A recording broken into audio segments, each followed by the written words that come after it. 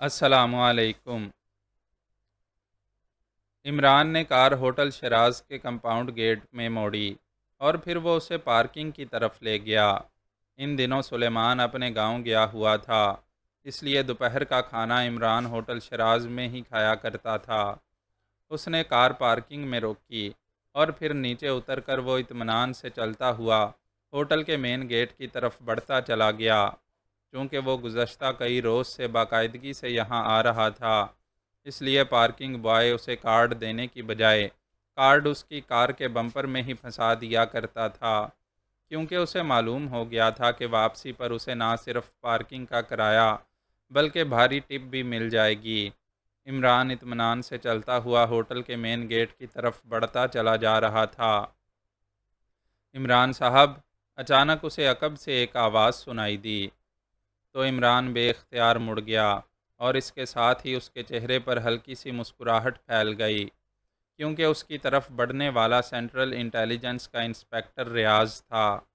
ریاض ابھی حال ہی میں انٹیلیجنس میں شامل ہوا تھا اور ایک کیس کے دوران عمران نے چیک کیا تھا کہ انسپکٹر ریاض نہ صرف ذہین ہے بلکہ اسے کام کرنے کا بھی شوق ہے، اس لیے عمران نے اس کیس میں اس کی مدد کر دی تھی، جس کے نتیجے میں اسے سر عبد الرحمن کی طرف سے تعریفی الفاظ میسر آ گئے تھے۔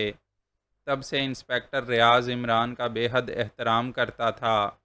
معاف کیجیے عمران صاحب، میں نے آپ کو آواز دی، انسپکٹر ریاض نے قریب پہنچ کر معذرت بھرے لہجے میں کہا۔ ظاہر ہے معاف ہی کرنا پڑے گا، ابھی تو شکر ہے تم نے آواز دی ہے، تمہاری جگہ اگر تمہارا سپریڈنٹ ہوتا تو لاٹھی سر پر مار دیتا اور مجھے تو اسے بھی معاف کرنا پڑتا، عمران نے کہا تو انسپکٹر ریاض بے اختیار ہنس پڑا۔ عمران صاحب، مجھے معلوم ہے کہ آپ ان دنوں باقاعدگی سے یہاں کھانا کھاتے ہیں، آج یہ دعوت میری طرف سے قبول فرمائیں، انسپکٹر ریاض نے مسکراتے ہوئے کہا۔ اچھا، حیرت ہے، اب ہمارے ملک میں اتنی بھاری تنخواہیں ملنے لگ گئی ہیں کہ ہوٹل شیراز میں دعوت بھی دی جا سکتی ہے، عمران نے کہا تو انسپکٹر ریاض ایک بار پھر ہنس پڑا اور پھر وہ دونوں ہوٹل کے مین گیٹ کی طرف بڑھنے لگے۔ عمران صاحب، میرے والد کا الیکٹرانکس کا بڑا وسیع کاروبار ہے اور میں بھی اس میں حصہ دار ہوں، اس لیے آپ بے فکر رہیں، رزق حلال سے ہی آپ کو کھانا کھلاؤں گا، انسپکٹر ریاض نے حال میں داخل ہوتے ہوئے کہا۔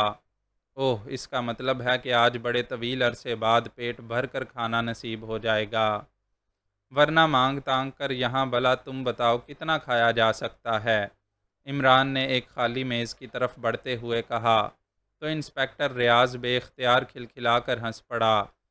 کیا تم بھی یہاں باقاعدگی سے کھانا کھاتے ہو؟ عمران نے کرسی پر بیٹھنے کے بعد انسپکٹر ریاض سے کہا۔ وہ بھی میز کی دوسری طرف کرسی پر بیٹھ چکا تھا۔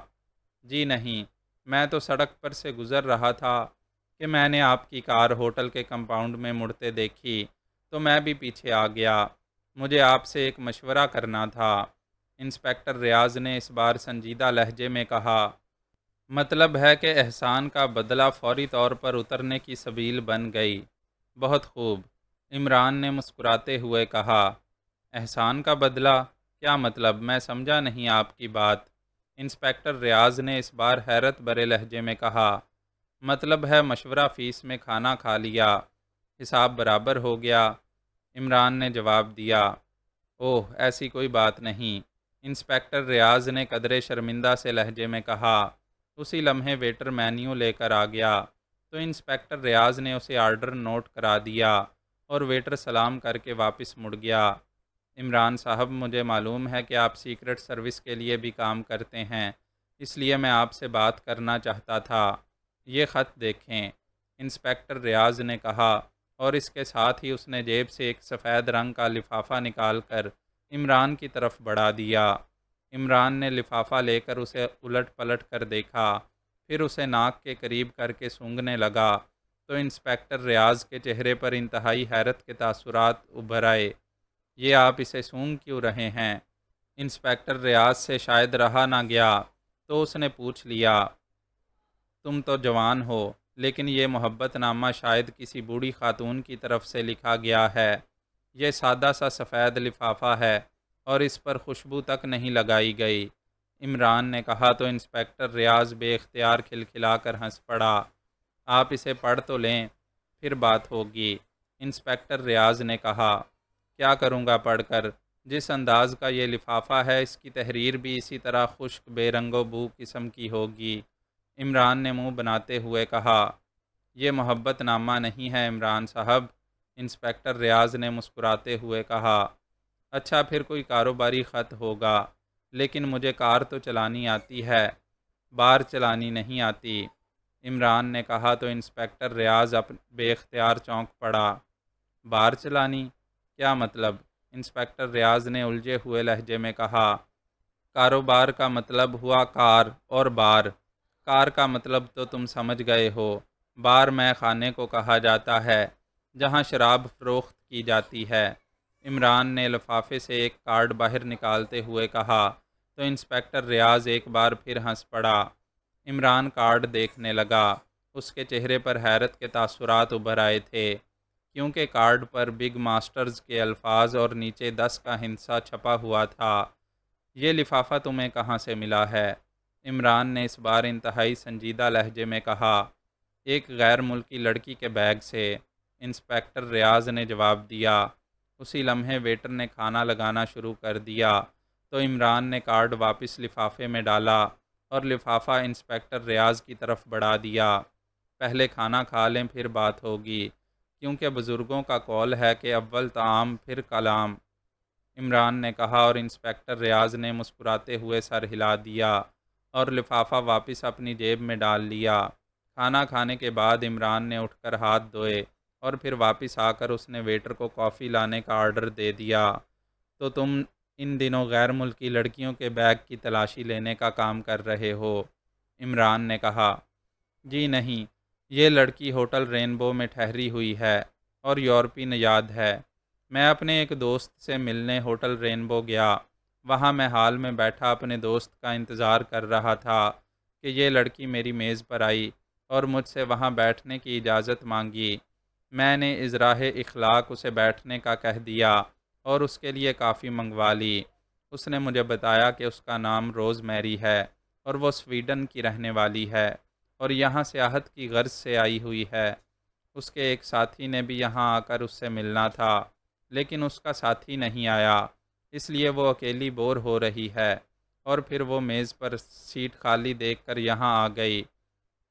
میں نے جواب میں رسمی جملے ادا کیے۔ کافی پینے کے دوران اس نے اچانک مجھ سے پوچھا کہ میں جیگر کلب کے بارے میں جانتا ہوں۔ میں جیگر کلب کا نام سن کر چونک پڑا، کیونکہ میں نے یہ نام کبھی نہیں سنا تھا، حالانکہ میرا خیال تھا کہ میں یہاں کے تمام کلبوں کے بارے میں جانتا ہوں۔ میرے انکار پر اس کے چہرے پر ہلکی سی مایوسی کے تاثرات ابھر آئے۔ میرے پوچھنے پر اس نے بتایا کہ اس کے ساتھی نے یہاں نہ آنے کی وجہ سے جیگر کلب کے مالک جیگر کو مطلع کر دیا ہوگا، کیونکہ اس نے یہی بتایا تھا کہ اگر وہ نہ پہنچ سکے تو اس کے بارے میں مزید اطلاعات جیگر کلب کے مالک جیگر سے مل سکتی ہیں، لیکن یہاں کوئی جیگر کلب کے بارے میں جانتا ہی نہیں۔ میں نے اس سے وعدہ کیا کہ میں جیگر کلب کے بارے میں معلومات حاصل کر کے اسے اطلاع دے دوں گا۔ اس نے مجھے اپنا کمرہ نمبر بتا دیا۔ میں نے واقعی معلومات حاصل کیں تو مجھے پتہ چلا کہ جیگر کلب ایک خفیہ کلب ہے اور جرائم پیشہ افراد کا گڑھ ہے۔ اس کا مالک جیگر بھی خاصا بدنام زمانہ آدمی ہے۔ بہرحال میں نے روز میری کو فون پر جیگر کلب کے بارے میں اطلاع دے دی۔ اس نے میرا شکریہ ادا کیا، لیکن میں نے روز میری کی نگرانی شروع کر دی، کیونکہ جیگر اور اس کا کلب جس انداز کا تھا، اس سے کسی غیر ملکی سیاح کا لنک میرے حلق سے نہیں اتر رہا تھا۔ بہرحال روز میری اس کلب میں گئی اور واقعی جیگر سے اس کے آفس میں جا کر ملی۔ آفس سے جب وہ باہر آئی تو اس کے ہاتھ میں یہ لفافہ تھا اور اس نے باہر آ کر اس لفافے سے کارڈ نکال کر اسے دیکھا اور پھر کارڈ لفافے میں ڈال کر اس نے لفافہ بیگ میں رکھ لیا۔ کارڈ دیکھنے سے اس کے چہرے پر گہرے اطمینان کے تاثرات ابھر آئے تھے۔ وہ واپس اپنے ہوٹل پہنچ گئی۔ پھر وہ کھانا کھانے ڈائننگ ہال میں گئی تو میں نے اس کے کمرے میں موجود بیگ کی تلاشی لی۔ اس میں یہ لفافہ تھا۔ میں نے اس میں موجود کارڈ دیکھا تو میں نے یہ لفافہ جیب میں ڈال لیا۔ میں اس بارے میں مزید معلومات حاصل کرنا چاہتا تھا۔ میں نے جب اس بارے میں معلومات حاصل کیں تو مجھے بتایا گیا کہ اس کارڈ میں درج بگ ماسٹرز دراصل ایک بین الاقوامی جرائم پیشہ تنظیم ہے جو یورپ میں کام کرتی ہے۔ میں نے سوچا کہ آپ سے اس بارے میں بات کی جائے کیونکہ آپ سیکرٹ سروس کے لیے کام کرتے ہیں، اس لیے آپ یقیناً اس بارے میں تفصیل سے جانتے ہوں گے۔ انسپکٹر ریاض نے پوری تفصیل سے بات کرتے ہوئے کہا، جبکہ عمران اس دوران اطمینان سے کافی پیتا رہا۔ کیا تم نے روز میری کے بارے میں معلوم کیا کہ اس کارڈ کی گمشدگی کا اس پر کیا اثر ہوا؟ عمران نے کہا، روز میری کمرہ چھوڑ کر جا چکی ہے اور اب تک مجھے کہیں نظر نہیں آئی، البتہ جیگر اپنے کلب میں موجود ہے۔ انسپکٹر ریاض نے کافی کا پہلی بار گھونٹ لیتے ہوئے کہا، پھر جیگر سے معلومات کی تم نے؟ کیونکہ کارڈ بہرحال اسی نے روز میری کو دیا تھا۔ عمران نے کہا، نہیں، میں پہلے اس بگ ماسٹرز کے بارے میں تفصیلات معلوم کرنا چاہتا تھا کہ یہ تنظیم کس قسم کے جرائم میں ملوث ہے۔ انسپکٹر ریاض نے کہا، تمہیں یہ بات کس نے بتائی ہے کہ بگ ماسٹرز جرائم پیشہ بین الاقوامی تنظیم ہے؟ عمران نے پوچھا۔ رائزنگ کلب میں ایک یورپی بوڑھا آدمی رہتا ہے، اس کی ساری عمر یورپ کی جرائم پیشہ تنظیموں میں گزری ہے، لیکن اب وہ بوڑھا ہو گیا ہے تو وہ یورپ چھوڑ کر یہاں مستقل سیٹل ہو گیا ہے۔ میری اس سے کافی علیق سلیق ہے۔ میں نے اسے یہ کارڈ دکھایا تو اس نے مجھے یہ بات بتائی، لیکن وہ تفصیل نہیں بتا سکا۔ اس نے اتنا بتایا کہ اس نے اس تنظیم کا صرف نام سنا ہوا ہے، لیکن اس بارے میں مزید معلومات اسے حاصل نہیں ہیں۔ انسپکٹر ریاض نے جواب دیا، ادھر ادھر ٹامک ٹوئیاں مارنے کی بجائے تمہیں جیگر سے پوچھ گچھ کرنا چاہیے تھی۔ بہرحال میں تمہیں بتا دیتا ہوں کہ بگ ماسٹرز واقعی ایک بین الاقوامی تنظیم ہے جو بڑے بڑے جرائم میں ملوث رہتی ہے، ہر قسم کے بڑے جرائم میں، لیکن اس کا دائرہ کار یورپ ہی ہے۔ آج تک ایشیا میں اس کے بارے میں کوئی اطلاع نہیں ملی اور اس کا ہیڈ کوارٹر یورپ کے ملک سویڈن میں ہے۔ عمران نے جواب دیتے ہوئے کہا، لیکن روز میری کا یہاں آنا اور جیگر کلب سے یہ خط حاصل کرنا بتا رہا ہے کہ یہ تنظیم یہاں بھی کام کر رہی ہے۔ انسپکٹر ریاض نے کہا، بظاہر تو ایسا ہی لگتا ہے، لیکن اصل بات تو اب روز میری ہی بتا سکتی ہے، یا پھر وہ جیگر۔ ویسے اس روز میری کا حلیہ کیا تھا؟ عمران نے کہا، ٹھیک ہے، اب مجھے جیگر سے بات کرنا ہوگی، انسپکٹر ریاض نے کہا، اور اس کے ساتھ ہی اس نے روز میری کا حلیہ بتا دیا۔ لیکن غیر ملکی تنظیموں سے نمٹنا بہرحال انٹیلیجنس کی ڈیوٹی تو نہیں ہے، پھر تم اس قدر فکر مند کیوں ہو؟ عمران نے مسکراتے ہوئے کہا، یہ میرا ذاتی شوق ہے عمران صاحب۔ ہو سکتا ہے کہ یہ لوگ یہاں کوئی خوفناک اور بڑا جرم کرنے کے درپے ہوں، ایسی صورت میں انہیں روکنا بطور پاک ایشیائی شہری میرا فرض ہے۔ انسپکٹر ریاض نے کہا، گڈ، تم واقعی محب وطن آدمی ہو، ویری گڈ، تم اس پر کام کرو۔ اگر کوئی خاص بات معلوم ہو تو مجھے فون پر بتا دینا، میں تمہاری مدد کروں گا۔ عمران نے کہا تو انسپکٹر ریاض نے اس کا شکریہ ادا کیا اور پھر وہ دونوں اٹھ کر ہوٹل سے باہر آ گئے۔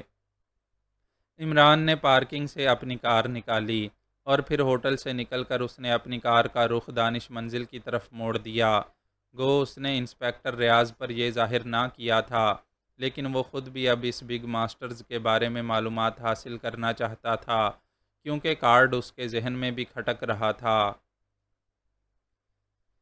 ٹیکسی ایک متوسط انداز کی تعمیر شدہ کوٹھی کے گیٹ کے سامنے جا کر رکی تو ٹیکسی میں عقبی سیٹ پر بیٹھی ہوئی غیر ملکی لڑکی نے اپنا بیگ سنبھالا اور پھر ٹیکسی کا دروازہ کھول کر وہ نیچے اتر آئی۔ اس نے جیکٹ اور جینز پہنی ہوئی تھی۔ اس نے جیکٹ کی جیب سے مقامی کرنسی کا ایک چھوٹا سا بنڈل نکالا اور اس میں سے 2 نوٹ نکال کر اس نے ٹیکسی ڈرائیور کی طرف بڑھا دیے۔ باقی تمہاری ٹپ، لڑکی نے مسکراتے ہوئے کہا۔ بہت شکریہ مس، ٹیکسی ڈرائیور نے خوش ہو کر کہا، اور ٹیکسی کو بیک کر کے اس نے سیدھا کیا اور دوسرے لمحے ٹیکسی تیزی سے آگے بڑھتی چلی گئی۔ جب ٹیکسی کافی آگے بڑھ گئی تو غیر ملکی لڑکی آگے بڑھی اور اس نے کال بیل کا بٹن پریس کر دیا۔ کون ہے گیٹ پر؟ ایک مردانہ آواز ڈور فون کے ریسیور سے سنائی دی۔ روز میری، لڑکی نے جواب دیا۔ اوہ اچھا، میں آ رہا ہوں، دوسری طرف سے کہا گیا، اور اس کے بعد خاموشی طاری ہو گئی۔ چند لمحوں بعد چھوٹا پھاٹک کھلا اور ایک دبلا پتلا ادھیڑ عمر آدمی باہر آ گیا۔ اس کے جسم پر سوٹ تھا۔ آئیے اندر آ جائیے، آنے والے نے چوکنے انداز میں ادھر ادھر دیکھتے ہوئے کہا، اور پھر تیزی سے واپس مڑ گیا۔ تو روز میری مسکراتی ہوئی اندر داخل ہوئی۔ اس آدمی نے پھاٹک کو اندر سے بند کر دیا۔ میں نے آپ کی وجہ سے نہ صرف اپنے ملازموں کو چھٹی دے دی ہے، بلکہ اپنی فیملی کو بھی بھجوا دیا ہے۔ میں نہیں چاہتا تھا کہ آپ کی آمد کے بارے میں کسی کو معلوم ہو سکے۔ اس آدمی نے کوٹھی کے برآمدے کی طرف بڑھتے ہوئے کہا، ٹھیک ہے، ویسے آپ کا نام کیا ہے؟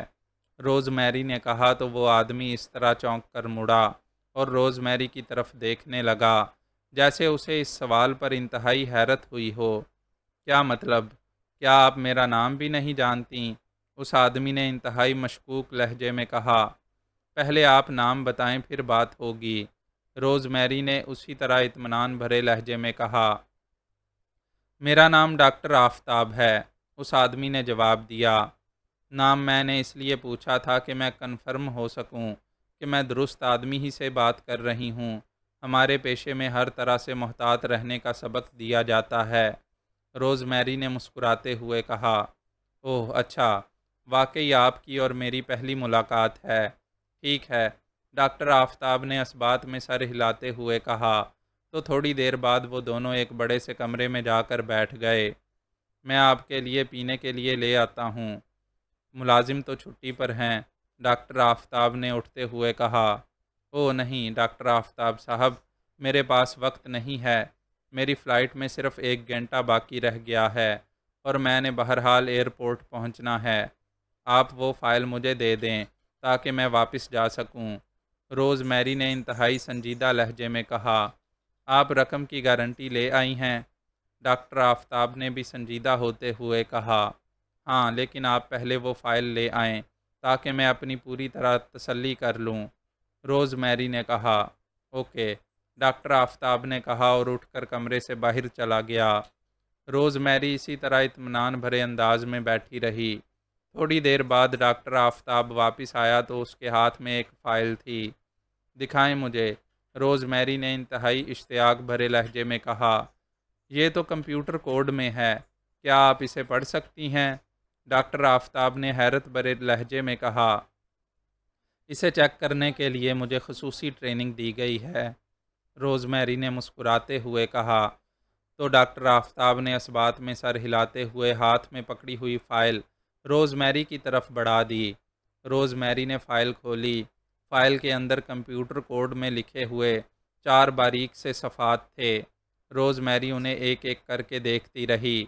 جیسے جیسے وہ انہیں دیکھ رہی تھی ویسے ویسے اس کے چہرے پر اطمینان کے تاثرات ابھرتے چلے آ رہے تھے، اور جیسے جیسے اس کے چہرے پر اطمینان کے تاثرات ابھر رہے تھے ویسے ویسے ڈاکٹر آفتاب کے چہرے پر مسرت کے تاثرات نمایاں ہوتے چلے جا رہے تھے۔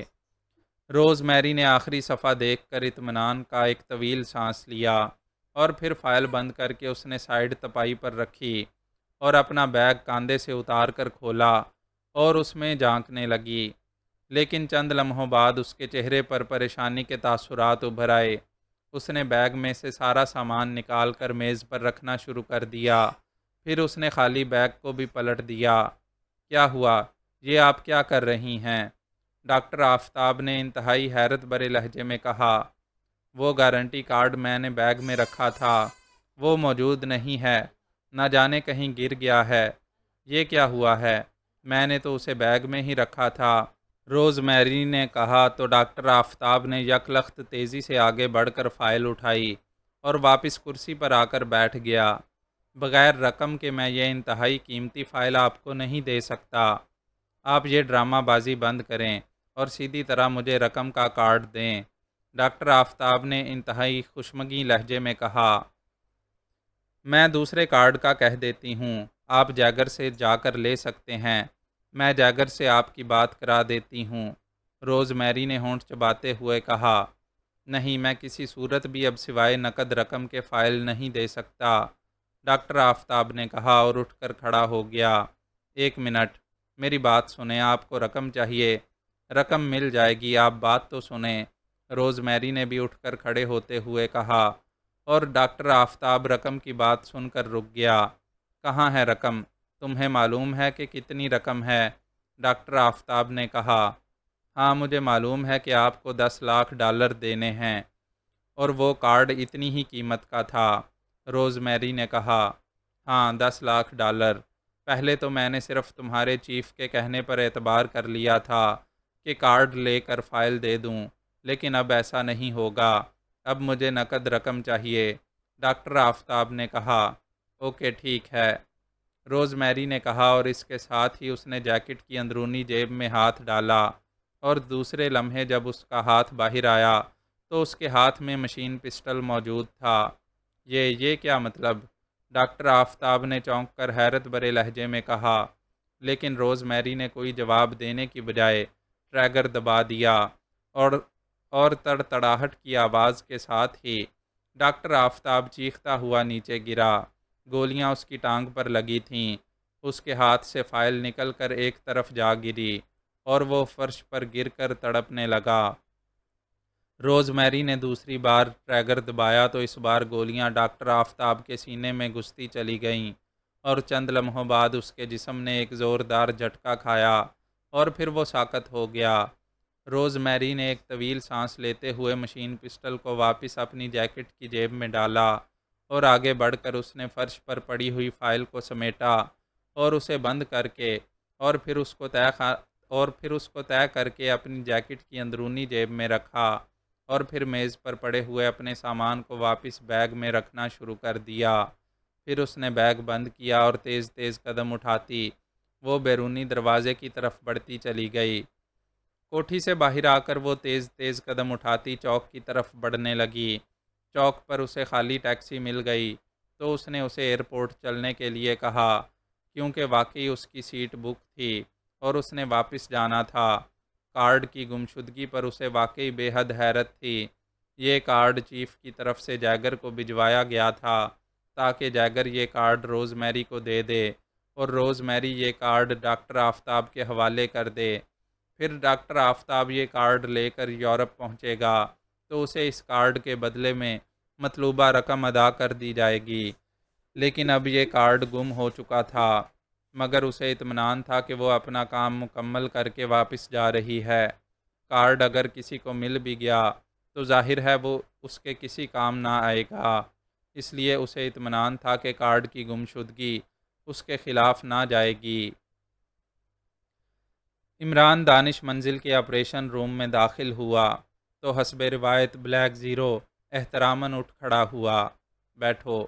سلام دعا کے بعد عمران نے کہا، آج کئی دنوں بعد آپ کا چکر لگا ہے، کیا مطالعہ کا شغل جاری ہے؟ بلیک زیرو نے مسکراتے ہوئے کہا، مطالعہ بغیر چائے کے نہیں ہو سکتا، اور سلیمان ان دنوں گاؤں گیا ہوا ہے، اس لیے مجبوراً آوارہ گردی کرتا رہتا ہوں۔ تم ایسا کرو کہ لائبریری میں جا کر چیک کرو، وہاں یورپ کی ایک تنظیم بگ ماسٹرز کی فائل ہوگی، وہ اٹھا لاؤ۔ عمران نے کہا، بگ ماسٹرز؟ اوہ اچھا، لیکن جہاں تک مجھے یاد ہے یہ تنظیم تو صرف یورپ تک ہی محدود ہے۔ بلیک زیرو نے اٹھتے ہوئے کہا، ہاں آج تک تو یہی سنتے رہے ہیں، لیکن شاید اب اس نے ترقی کر لی ہے کہ پاک ایشیا تک پہنچ گئی ہے۔ عمران نے کہا، کیا ہوا ہے؟ کیا کوئی کیس شروع ہو گیا ہے؟ بلیک زیرو نے کہا، نہیں، ابھی تو معاملہ معلومات حاصل کرنے کی حد تک ہے۔ عمران نے کہا تو بلیک زیرو سر ہلاتا ہوا اس طرف کو بڑھ گیا جدھر لائبریری کی طرف جانے والا دروازہ تھا۔ عمران نے ٹرانسمیٹر اٹھا کر اپنے سامنے رکھا اور پھر اس پر فریکوینسی ایڈجسٹ کرنے میں مصروف ہو گیا۔ Hello Imran calling, over. Imran نے فریکوینسی ایڈجسٹ کر کے بار بار کال دیتے ہوئے کہا، یس باس، ٹائیگر بول رہا ہوں، اوور۔ تھوڑی دیر بعد ٹائیگر کی مؤدبانہ آواز سنائی دی، تم اس وقت کہاں موجود ہو؟ اوور۔ عمران نے پوچھا، مارشل کلب میں ہوں باس، اوور۔ دوسری طرف سے کہا گیا، کسی جیگر کلب کے بارے میں جانتے ہو جس کے مالک کا نام بھی جیگر ہے؟ اوور۔ عمران نے کہا، یس باس، اچھی طرح جانتا ہوں۔ اوور، دوسری طرف سے ٹائیگر نے جواب دیا۔ ایک غیر ملکی لڑکی جس کا نام روز میری تھا، وہ اس کلب میں گئی اور اس جیگر سے ملی۔ جب وہ واپس آئی تو اس کے پاس ایک کارڈ تھا جس پر یورپ میں کام کرنے والی ایک مجرم تنظیم بگ ماسٹرز کا نام چھپا ہوا تھا اور نیچے سرخ رنگ کا کراس بنا ہوا تھا۔ اب وہ لڑکی ہوٹل سے غائب ہو چکی ہے۔ تم اس جیگر سے معلوم کرو کہ یہ روز میری کون ہے اور اسے یہ کارڈ جیگر نے کیوں دیا ہے، اور کیا جیگر کا براہ راست تعلق اس بگ ماسٹر سے ہے؟ اگر ہے تو پھر یہ بگ ماسٹرز تنظیم یہاں کیا کرنا چاہتی ہے؟ پوری تفصیل معلوم کرو۔ اوور، عمران نے کہا۔ یس باس، اوور، دوسری طرف سے ٹائیگر نے جواب دیا۔ کیا یہ جیگر سیدھی طرح بتا دے گا تمہیں یا دوسری صورت اختیار کرنا ہوگی؟ اوور، عمران نے کہا۔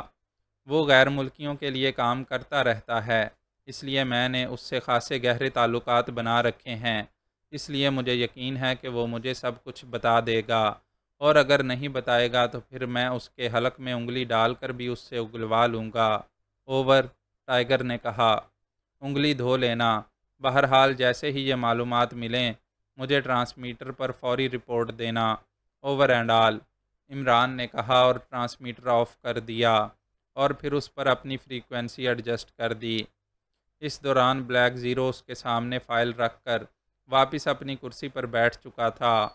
آپ نے بتایا نہیں عمران صاحب کہ یہ روز میری اور جیگر کلب کا کیا سلسلہ ہے؟ بلیک زیرو نے کہا تو عمران نے ہوٹل شراز میں انسپیکٹر ریاض سے ہونے والی ملاقات کے بارے میں تفصیل بتا دی۔ اوہ، پھر تو اس روز میری کو بھی تلاش کرنا چاہیے، اس کارڈ کی کوئی خصوصی اہمیت ہی ہوگی، بلیک زیرو نے کہا۔ روز میری کو بھی تلاش کر لیں گے، پہلے اصل معاملے کا تو علم ہو، عمران نے کہا، اور اس کے ساتھ ہی اس نے فائل کھول کر اسے دیکھنا شروع کر دیا۔ اس میں تو کوئی خاص بات نہیں ہے، عام سی باتیں ہیں، عمران نے فائل بند کر کے اسے ایک طرف کھسکاتے ہوئے کہا۔ آپ نے اس روز میری کا حلیہ تو معلوم کیا ہوگا، بلیک زیرو نے کہا۔ ہاں، عمران نے کہا، اور اس کے ساتھ ہی اس نے ریسیور اٹھایا اور تیزی سے نمبر ڈائل کرنے شروع کر دیے۔ جولیا بول رہی ہوں۔ رابطہ قائم ہوتے ہی دوسری طرف سے جولیا کی آواز سنائی دی۔ X2، عمران نے مخصوص لہجے میں کہا۔ یس سر، جولیا کا لہجہ یک لخت مؤدبانہ ہو گیا۔ ایک غیر ملکی لڑکی جس کا نام روز میری بتایا گیا ہے، ہوٹل رینبو میں ٹھہری تھی۔ وہ ایک معاملے میں مشکوک ہو گئی ہے، لیکن اب وہ اچانک ہوٹل چھوڑ کر چلی گئی ہے۔ اس کا حلیہ نوٹ کرو اور ممبرز کو کہو کہ وہ اسے تلاش کریں۔ صفدر کو کہہ دو کہ وہ ایئرپورٹ سے اس بارے میں معلومات حاصل کرے، عمران نے مخصوص لہجے میں کہا، اور اس کے ساتھ ہی اس نے روز میری کا حلیہ بتا دیا۔ یس سر، لیکن کیا کوئی نیا کیس شروع ہو گیا ہے؟ دوسری طرف سے کہا گیا۔ ابھی معاملہ صرف شک کی حد تک ہے، لیکن ہو سکتا ہے کہ کیس بھی شروع ہو جائے، عمران نے کہا اور ریسیور رکھ دیا۔ پھر تقریباً آدھے گھنٹے بعد ٹرانسمیٹر سے کال آنا شروع ہو گئی، تو عمران نے ہاتھ بڑھا کر ٹرانسمیٹر آن کر دیا۔ ٹائیگر کالنگ، اوور، ٹائیگر کی آواز سنائی دی۔ یس علی عمران اٹینڈنگ یو، کیا رپورٹ ہے؟ اوور، عمران نے اصل لہجے میں کہا۔ باس، جیگر نے بتایا ہے کہ وہ کارڈ اسے کافرستان سے آنے والے ایک آدمی نے دیا تھا، اور اس نے ہدایت کی تھی کہ یہ کارڈ ایک غیر ملکی لڑکی روز میری کے حوالے کیا جائے، اور اس کام کا جیگر کو خاصا معقول معاوضہ دیا گیا تھا۔ پھر وہ غیر ملکی لڑکی جیگر کے پاس پہنچی اور اس نے اپنا نام بتا کر کارڈ طلب کیا تو جیگر نے کارڈ اسے دے دیا اور وہ چلی گئی۔ جیگر کا کہنا ہے کہ اس سے زیادہ اسے اس بارے میں معلوم نہیں۔ اوور، ٹائیگر نے رپورٹ دیتے ہوئے کہا۔ کیا وہ سچ بول رہا ہے؟ اوور، عمران نے سرد لہجے میں کہا۔ یس باس، میں نے پوری تسلی کر لی ہے۔ اوور، دوسری طرف سے ٹائیگر نے جواب دیا۔ اس کافرستانی آدمی کے بارے میں تفصیل معلوم ہوئی ہے؟ اوور، عمران نے پوچھا۔ اس کا نام سریندر ہے اور وہ کافرستان سے یہاں شراب سمگلنگ کرنے کا کاروبار کرتا ہے۔ کافرستان کے دارالحکومت میں رامش روڈ پر 3 اسٹار بار اس کی ملکیت ہے اور وہ وہیں رہتا ہے۔ اوور، ٹائیگر نے جواب دیا۔ اوکے، اب اس روز میری کا حلیہ نوٹ کرو اور اسے تلاش کرو۔ اوور، عمران نے کہا، لیکن اوور کہنے سے پہلے اس نے روز میری کا حلیہ تفصیل سے بتا دیا۔ یس باس، اوور، دوسری طرف سے کہا گیا۔ تو عمران نے ٹرانسمیٹر آف کر دیا اور پھر اس نے ہاتھ فون کے ریسیور کی طرف بڑھایا ہی تھا کہ فون کی گھنٹی بج اٹھی اور عمران نے ریسیور اٹھا لیا۔ X2، عمران نے مخصوص لہجے میں کہا۔ جولیا بول رہی ہوں باس، صفدر نے اطلاع دی ہے کہ روز میری 2 روز قبل پاک ایشیا سے واپس جا چکی ہے۔ دوسری طرف سے جولیا نے کہا تو عمران کے ساتھ ساتھ بلیک زیرو بھی بے اختیار چونک پڑا۔ کیا وہ اصل نام سے ہی آئی تھی؟ عمران نے مخصوص لہجے میں کہا۔ یس سر، اصل نام سے اور اصل حلیے میں جو آپ نے بتایا تھا۔ وہ سویڈن سے آئی تھی اور سویڈن ہی واپس چلی گئی ہے، جولیا نے تفصیل بتاتے ہوئے کہا۔ اوکے، عمران نے کہا اور ریسیور رکھ دیا۔ اس کا مطلب ہے کہ جس روز انسپیکٹر ریاض نے کارڈ اس کے بیگ سے نکالا تھا وہ اسی روز واپس چلی گئی تھی، عمران نے کہا۔ شاید ایسا کارڈ کی گمشدگی کی وجہ سے ہوا ہوگا، بلیک زیرو نے جواب دیتے ہوئے کہا، لیکن واپس جانے کی بجائے وہ دوسرا کارڈ حاصل کرنے کی کوشش کرتی یا پھر فون کر کے کہیں سے مزید ہدایات بھی حاصل کر سکتی تھی، عمران نے کہا، اور اس کے ساتھ ہی اس نے ریسیور اٹھایا اور تیزی سے نمبر ڈائل کرنے شروع کر دیے۔ ناٹران بول رہا ہوں۔ رابطہ قائم ہوتے ہی ناٹران کی آواز سنائی دی۔ X2، عمران نے مخصوص لہجے میں کہا۔ یس سر، دوسری طرف سے ناٹران نے انتہائی مؤدبانہ لہجے میں کہا۔ شراب کی سمگلنگ میں ملوث ایک کافرستانی ہے جس کا نام سریندر ہے اور وہ دارالحکومت کی رامش روڈ پر 3 اسٹار بار کا مالک ہے۔ اس نے ایک یورپی جرائم پیشہ تنظیم بگ ماسٹرز کا مخصوص کارڈ یہاں پاک ایشیا دارالحکومت میں واقع جیگر کلب کے مالک جیگر تک پہنچایا اور اسے کہا کہ یہ کارڈ ایک سویڈش لڑکی روز میری کو دیا جائے۔ روز میری نے یہ کارڈ جیگر سے حاصل کیا، لیکن اسے یہاں کی انٹیلیجنس کے ایک انسپیکٹر نے چیک کر لیا اور اس کے بیگ سے یہ کارڈ حاصل کر لیا، لیکن وہ لڑکی روز میری غائب ہو گئی۔ اب اطلاع ملی ہے کہ وہ اسی روز واپس سویڈن چلی گئی ہے۔ تم اس سریندر سے معلوم کرو کہ اس کا بگ ماسٹرز سے کیا تعلق ہے اور یہ لڑکی روز میری پاک ایشیا کیوں آئی تھی اور اس کارڈ سے وہ کیا مقصد حاصل کرنا چاہتی تھی، عمران نے تفصیل سے پس منظر بتاتے ہوئے کہا۔ یس سر، دوسری طرف سے مؤدبانہ لہجے میں جواب دیا گیا۔ جلد از جلد معلوم کر کے رپورٹ دو، عمران نے مخصوص لہجے میں کہا، اور اس کے ساتھ ہی اس نے ریسیور رکھ دیا۔ آفس کے انداز میں سجے ہوئے کمرے میں ایک بڑی سی میز کے پیچھے ایک لمبے قد کا ادھیڑ عمر آدمی بیٹھا ہوا تھا۔ اس کی آنکھوں پر باریک تار کے سنہری فریم کی اینک تھی اور وہ سگار پینے کے ساتھ ساتھ سامنے موجود ایک فائل کو پڑھنے میں مصروف تھا۔ پاس پڑے ہوئے انٹرکام کی گھنٹی بج اٹھی تو اس نے چونک کر سر اٹھایا، آنکھوں پر موجود اینک اتار کر فائل پر رکھی اور پھر ہاتھ بڑھا کر ریسیور اٹھا لیا۔ یس، اس آدمی نے انتہائی تحکمانہ لہجے میں کہا۔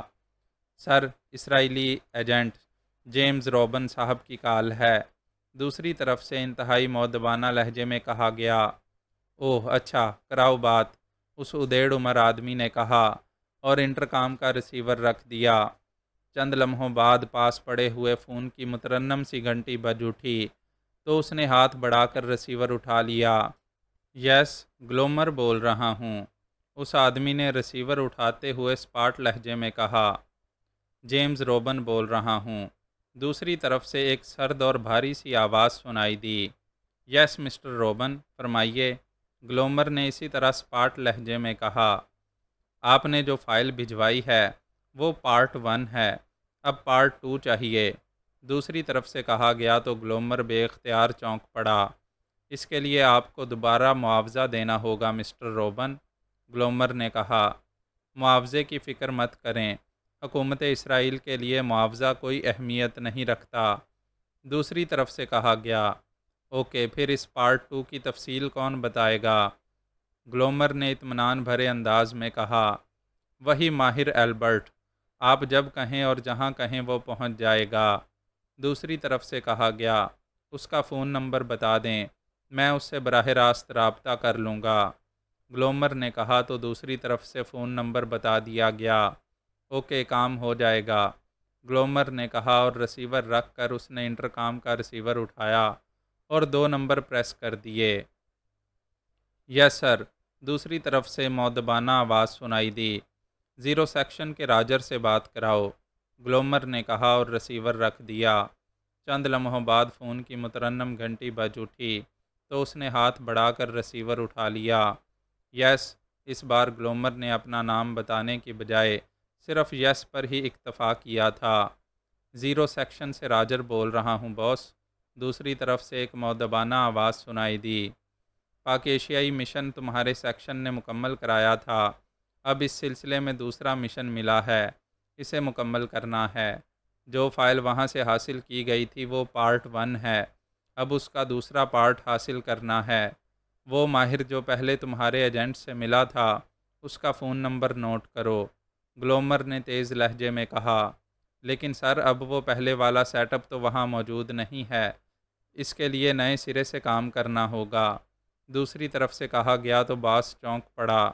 کیا مطلب؟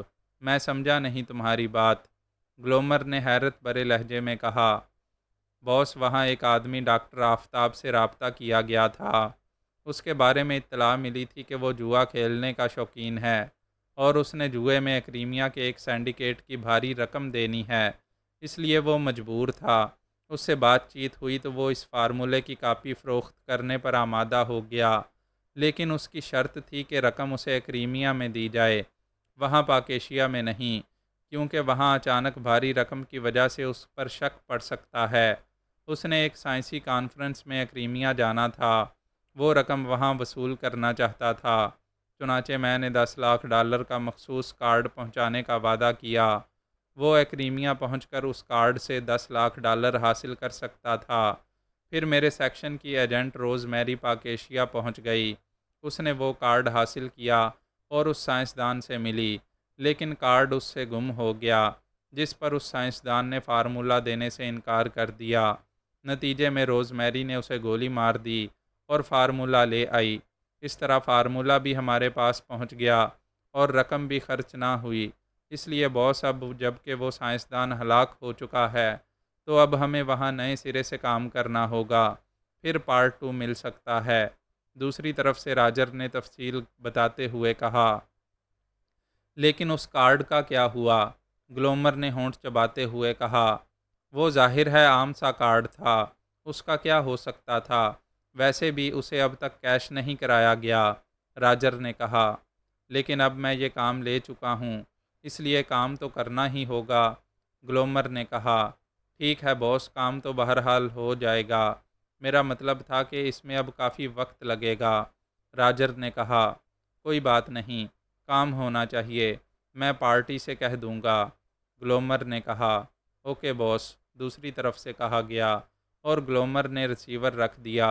پھر اس نے انٹرکام کا ریسیور اٹھایا اور 2 نمبر پریس کر دیے۔ یس باس، دوسری طرف سے ایک مؤدبانہ آواز سنائی دی۔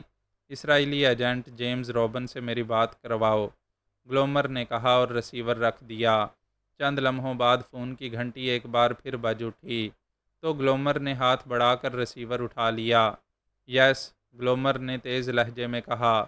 جیمز روبن صاحب سے بات کیجیے باس، دوسری طرف سے مؤدبانہ لہجے میں کہا۔ ہیلو، گلومر بول رہا ہوں، گلومر نے کہا۔ جیمز روبن بول رہا ہوں، فرمائیے، دوسری طرف سے کہا گیا۔ میں نے آپ کو یہ بتانے کے لیے کال کیا ہے کہ آپ کا یہ نیا کام فوری طور پر نہیں ہو سکتا، اس میں وقت لگے گا، تقریباً اتنا جتنا پہلے کام پر لگا تھا، گلومر نے کہا۔ کیوں؟ آپ کے ایجنٹ نے جس سے پہلے فارمولہ حاصل کیا ہے اس سے دوبارہ بھی حاصل کیا جا سکتا ہے، جیمز روبن نے جواب دیتے ہوئے کہا۔ وہ آدمی ہلاک ہو چکا ہے، اس لیے اب نئے سرے سے کام کرنا ہوگا، گلومر نے کہا۔ ہلاک ہو چکا ہے؟ کیا مطلب؟ کس نے ہلاک کیا ہے اس کو؟ دوسری طرف سے انتہائی چونکے ہوئے لہجے میں کہا گیا۔ میرے سیکشن نے، کیونکہ ایسا کرنا ضروری تھا ورنہ فارمولہ نہ ملتا، گلومر نے جواب دیا۔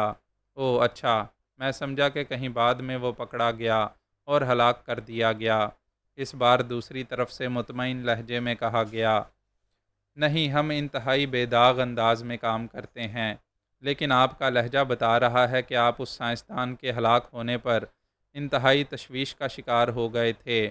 گلومر نے کہا، آپ کو پہلے ہی بتا دیا گیا تھا کہ یہ کام حکومت اسرائیل کے ایجنٹ بھی سر انجام دے سکتے تھے، لیکن ایسا اس لیے نہیں کیا جا سکتا کہ پاک ایشیا سیکرٹ سروس حرکت میں آ سکتی ہے اور پھر فارمولے کا حصول ناممکن ہو جاتا، اور آپ کی تنظیم سے رابطہ بہت غور و فکر کرنے کے بعد کیا گیا، کیونکہ آپ کی تنظیم صرف یورپ تک محدود ہے، اس لیے ظاہر ہے آپ پر کسی کو شک نہ پڑ سکتا تھا۔ اس لیے جب آپ نے سائنسدان کی ہلاکت کے بارے میں بتایا تو میں چونک پڑا تھا کہ کہیں پاک ایشیا سیکرٹ سروس تو حرکت میں نہیں آ گئی۔ جیمز روبن نے جواب دیا، آپ بے فکر رہیں، ایسا کچھ نہیں ہوا۔ گلومر نے کہا، اوکے ٹھیک ہے، آپ مشن کی تکمیل کا انتظار کریں، لیکن جس قدر جلد ممکن ہو سکے اسے مکمل ہونا چاہیے، کیونکہ اس کے بغیر یہ فارمولہ کسی کام کا نہیں ہے۔ جیمز روبن نے جواب دیتے ہوئے کہا، ٹھیک ہے، ایسا ہی ہوگا، ہمیں تو خود اسے مکمل کرنے کی جلدی ہے۔ گلومر نے جواب دیا، اوکے گڈ بائے۔ دوسری طرف سے کہا گیا، اور اس کے ساتھ ہی گلومر نے ایک طویل سانس لیتے ہوئے ریسیور رکھ دیا۔ عمران اپنے فلیٹ میں موجود تھا۔ وہ ناشتہ کرنے کے بعد اپنی عادت کے مطابق اخبارات کے مطالعے میں مصروف تھا۔ سلیمان ابھی تک گاؤں سے واپس نہ آیا تھا، اس لیے عمران نے اپنا ناشتہ بھی خود تیار کیا تھا اور اخبارات کا بنڈل بھی دروازے کے پاس سے خود ہی اٹھا لایا تھا۔ وہ اخبارات کے مطالعہ میں مصروف تھا کہ کال بیل بجنے کی آواز سنائی دی۔ یہ صبح صبح کسے میں یاد آ گیا ہوں؟ عمران نے چونک کر حیرت بھرے لہجے میں کہا، اور ہاتھ میں پکڑا ہوا اخبار ایک طرف رکھ کر وہ اٹھا اور سٹنگ روم سے نکل کر بیرونی دروازے کی طرف بڑھ گیا۔ کون ہے؟ عمران نے عادت کے مطابق کنڈی کھولنے سے پہلے اونچی آواز میں پوچھا۔ انسپکٹر ریاض، باہر سے آواز سنائی دی اور عمران بے اختیار چونک پڑا۔ انسپکٹر ریاض کی اتنی صبح آمد پر اسے حیرت ہوئی تھی۔ اس نے کنڈی ہٹا دی۔ آؤ، ویسے حیرت ہے کہ تم مکمل لباس میں صبح کی سیر کرتے ہو۔ عمران نے سلام دعا کے بعد مسکراتے ہوئے کہا تو انسپکٹر ریاض بے اختیار ہنس پڑا۔ میں سیر کرتے وقت آپ کے پاس نہیں آیا، باقاعدہ آیا ہوں، انسپکٹر ریاض نے اندر داخل ہوتے ہوئے کہا۔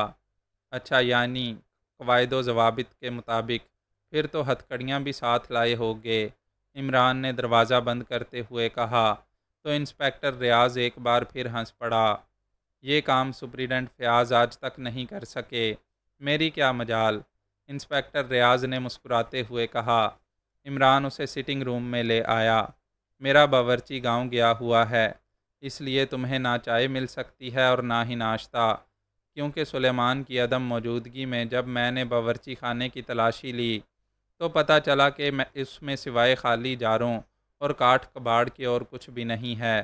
بڑی مشکل سے ایک ہمسائے کو آمادہ کیا کہ وہ اپنا ناشتہ اپنی بیوی سے نظریں بچا کر مجھے دے دے، کیونکہ جب تک میں ناشتہ نہ کروں میری بینائی صحیح طور پر کام نہیں کرتی۔ عمران نے سٹنگ روم میں کرسی پر بیٹھتے ہوئے کہا، میں ناشتہ کر کے آیا ہوں عمران صاحب، اس لیے کسی تکلف کی ضرورت نہیں ہے۔ انسپکٹر ریاض نے کرسی پر بیٹھتے ہوئے ہنس کر کہا، خدا تم جیسا مہمان ہر کسی کو نصیب کرے، کہو آمین۔ عمران نے کہا تو انسپکٹر ریاض بے اختیار کھلکھلا کر ہنس پڑا۔ عمران صاحب، میں نے اس روز میری کے بارے میں مزید تفصیلات معلوم کر لی ہیں، اور اب میرا خیال تھا کہ اس بارے میں رپورٹ آپ کے ڈیڈی کو دے دوں، لیکن پھر میں نے سوچا کہ پہلے آپ سے بات کر لی جائے، اس لیے آفس جانے کی بجائے پہلے میں یہاں آ گیا ہوں۔ انسپکٹر ریاض نے کہا تو عمران چونک پڑا۔ اچھا، کیا معلومات ہیں؟ عمران نے چونک کر پوچھا۔ عمران صاحب، یہ روز میری ہوٹل چھوڑ کر ایک ٹیکسی کے ذریعے ذیشان کالونی گئی، اور پھر وہاں سے ایک اور ٹیکسی کے ذریعے وہ سیدھی ایئرپورٹ پہنچ گئی۔ وہاں اس کی سیٹ پہلے سے بک تھی اور وہ سویڈن واپس چلی گئی۔ انسپکٹر ریاض نے کہا، اچھا، واقعی انتہائی قیمتی معلومات ہیں۔ عمران نے مسکراتے ہوئے کہا، آپ کا طنز بجا، لیکن میں نے اصل بات تو آپ کو بتائی نہیں۔ اس کالونی کی جس کوٹھی پر ٹیکسی ڈرائیور نے اسے ڈراپ کیا تھا، اس میں ایک سائنسدان ڈاکٹر آفتاب رہائش پذیر تھا، اور اس کوٹھی سے اس کی لاش ملی ہے۔ اسے گولی مار کر ہلاک کیا گیا تھا۔ انسپکٹر ریاض نے کہا تو اس بار عمران بے اختیار اچھل پڑا۔ اوہ، تمہارا مطلب ہے کہ یہ کام روز میری نے کیا ہے؟ عمران نے کہا۔ جی ہاں، کیونکہ جو معلومات مجھے ملی ہیں اس کے مطابق ڈاکٹر آفتاب کی فیملی اسی صبح کو شہر سے باہر گئی ہوئی تھی، جبکہ ڈاکٹر آفتاب نے وہاں موجود 2 ملازموں کو بھی از خود چھٹی دے دی تھی۔ اس لیے جب روز میری وہاں پہنچی تو ڈاکٹر آفتاب وہاں اکیلے تھے۔ پولیس نے اسے ڈکیتی کا کیس سمجھا ہے، حالانکہ کوٹھی سے کوئی چیز چوری نہیں ہوئی، لیکن پولیس نے کیس اس انداز میں بنایا ہے کہ ڈاکو اندر داخل ہوئے اور ڈاکٹر آفتاب نے مزاحمت کی تو وہ اسے ہلاک کر کے فرار ہو گئے۔ اس لیے اس بارے میں کوئی لمبی چوڑی انکوائری نہیں ہوئی۔ ڈاکٹر آفتاب کے ملازم اور ان کی بیوی کا بھی یہی خیال ہے کہ ایسا ہی ہوا ہوگا۔ انسپکٹر ریاض نے کہا۔ ڈاکٹر آفتاب کیا کہیں ملازم ہیں؟ عمران نے کہا۔ جی ہاں، صرف اتنا معلوم ہوا ہے کہ وہ کسی خفیہ سرکاری لیبارٹری میں کام کرتا تھا، لیکن کہاں اس بارے میں کسی کو معلوم نہیں ہے۔ البتہ وہ صرف ویکینڈ پر کوٹھی آتا تھا، ورنہ پورا ہفتہ وہ لیبارٹری میں ہی گزارتا تھا۔ اسی لیے تو میں یہ رپورٹ آپ کے ڈیڈی کو دینا چاہتا تھا تاکہ وہ سرکاری طور پر اسے ڈیل کر سکیں۔ انسپکٹر ریاض نے کہا۔ تمہیں انٹیلیجنس میں کام کرتے ہوئے کتنا عرصہ ہو گیا ہے؟ عمران نے مسکراتے ہوئے پوچھا۔ میں ابھی 5-6 ماہ ہوئے ہیں۔ کیوں؟ انسپکٹر ریاض نے چونک کر پوچھا۔ اوہ، تمہیں ڈیڈی کی فطرت کا اندازہ نہیں ہے۔ تمہاری رپورٹ تمہارے گلے بھی پڑ سکتی ہے، اور ایک بار گلے پڑ گئی تو پھر تمہاری جان ایسے عذاب میں پھنس جائے گی کہ نہ جائے ماندن اور نہ پائے رفتن والا معاملہ ہوگا۔ عمران نے مسکراتے ہوئے کہا۔ کیا مطلب؟ میں آپ کی بات نہیں سمجھا۔ انسپکٹر ریاض نے حیرت بھرے لہجے میں کہا۔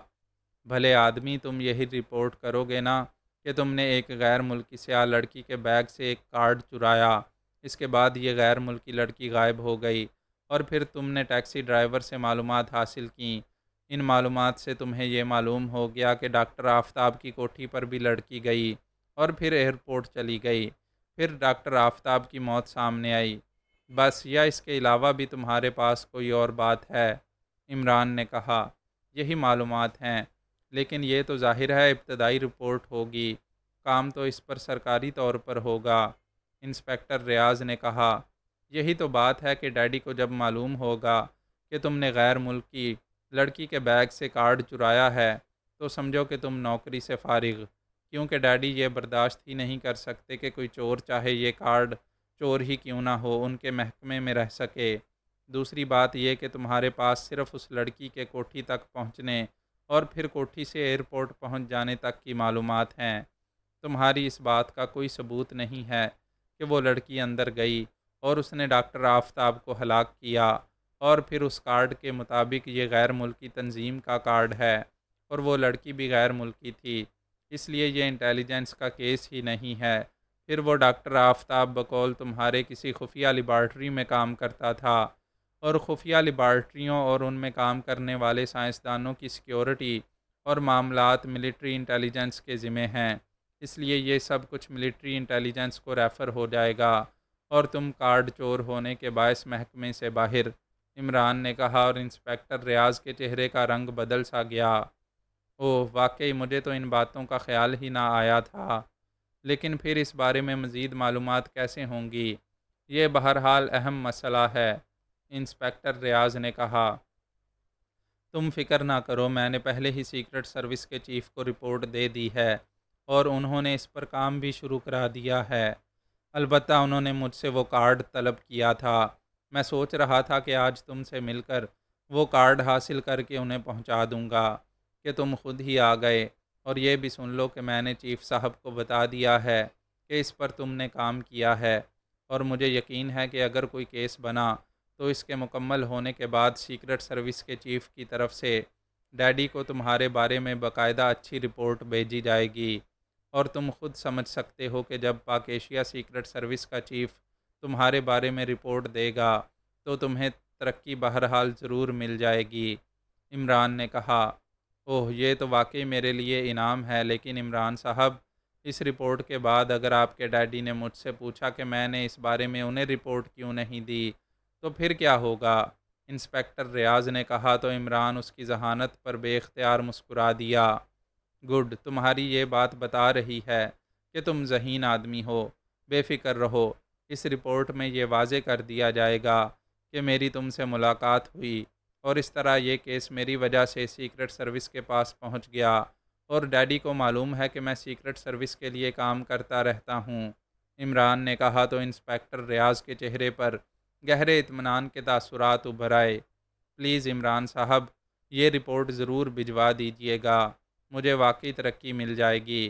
انسپکٹر ریاض نے کہا، اور اس کے ساتھ ہی اس نے جیب سے کارڈ نکال کر عمران کی طرف بڑھا دیا۔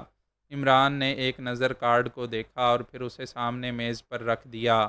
ان ٹیکسی ڈرائیوروں کے نام و پتے جن سے تم نے معلومات حاصل کی ہیں، عمران نے کہا تو انسپکٹر ریاض نے جیب سے ایک کاغذ نکال کر عمران کی طرف بڑھا دیا۔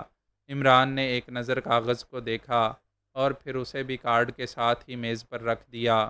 اب مجھے اجازت، انسپکٹر ریاض نے اٹھتے ہوئے کہا، اور عمران نے اس بات میں سر ہلا دیا۔ اور پھر انسپکٹر ریاض کو فلیٹ سے باہر صیاف کر کے عمران نے دروازہ بند کیا اور تیزی سے واپس سٹنگ روم میں آ گیا۔ ڈاکٹر آفتاب کی ہلاکت کا سن کر وہ واقعی پریشان ہو گیا تھا۔ اس نے ریسیور اٹھایا اور تیزی سے نمبر ڈائل کرنے شروع کر دیے۔ پی اے ٹو سیکرٹری خارجہ۔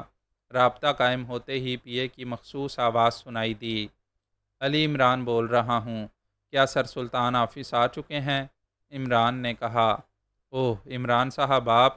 نہیں، ابھی ان کی آمد کا وقت نہیں ہوا، آدھے گھنٹے بعد وہ تشریف لائیں گے۔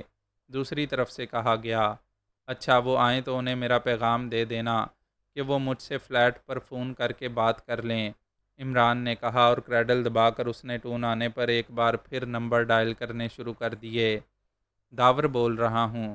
رابطہ قائم ہوتے ہی سر داور کی آواز سنائی دی، Ali Imran M S C D S C آکسن بول رہا ہوں، کیا آپ کا آفس ٹائم دوسرے آفیسز سے پہلے شروع ہو جاتا ہے؟ عمران نے سلام دعا کے بعد کہا، نہیں، میں ایک اہم کام کی وجہ سے پہلے آ گیا تھا، لیکن تم کیوں پوچھ رہے ہو؟ کیا اب آفیسز کے اوقات پر ڈاکٹریٹ کرنے کا ارادہ ہے؟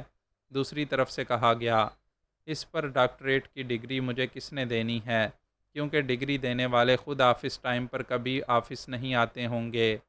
عمران نے کہا تو دوسری طرف سے سر داور بے اختیار ہنس پڑے۔ ہاں تمہاری بات درست ہے، ہمارے ملک میں واقعی ایسا ہی ہوتا ہے۔ بہرحال خیریت ہے، اتنی صبح کیوں فون کیا ہے؟ سر داور نے کہا، کوئی ڈاکٹر آفتاب صاحب ہیں جو کسی خفیہ لیبارٹری میں کام کرتے ہیں اور ذیشان کالونی کی کوٹھی میں رہائش پذیر ہیں۔